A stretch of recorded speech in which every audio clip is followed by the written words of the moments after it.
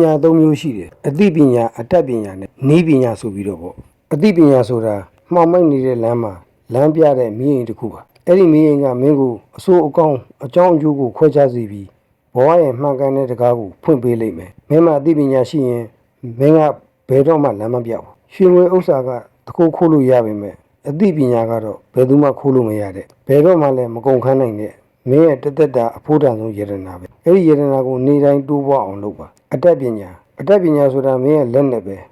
လောကကြီးကိုရင်ဆိုင်ဖို့အခက်အခဲတွေကိုကြော်လွှားဖို့အကောင်းဆုံးလက်နဲ့အဲ့ဒါကမင်းကိုဘာမှမရှိရကနေအရာရာရှိစေလိမ့်မယ်ကိုချစ်တော့ပေါ်ကိုခိုင်ခိုင်မာမာရက်တည်နိုင်ဖို့အားအင်အသိပညာကဘာလို့ရမလဲဆိုတာကိုသိစေပြီးအတတ်ပညာကတော့ဘယ်လိုလုပ်ရမလဲဆိုတာကိုသိစေတာမင်းရဲ့အရေးချင်းကိုလက်တွေ့အသုံးချနိုင်တဲ့အရေးချစ်ဖြစ်အောင်အတတ်ပညာနဲ့ပေါင်းစပ်နည်းပညာဆိုတာက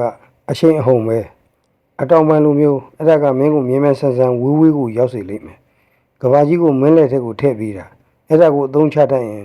မင်းကဘယ်သူထက်မဆိုတာနိုင်တယ်ဒီဘက်ခေတ်မှာတကယ်ပညာရှိဆိုတာအရာရာကိုသိနေတဲ့သူမဟုတ်ဘူး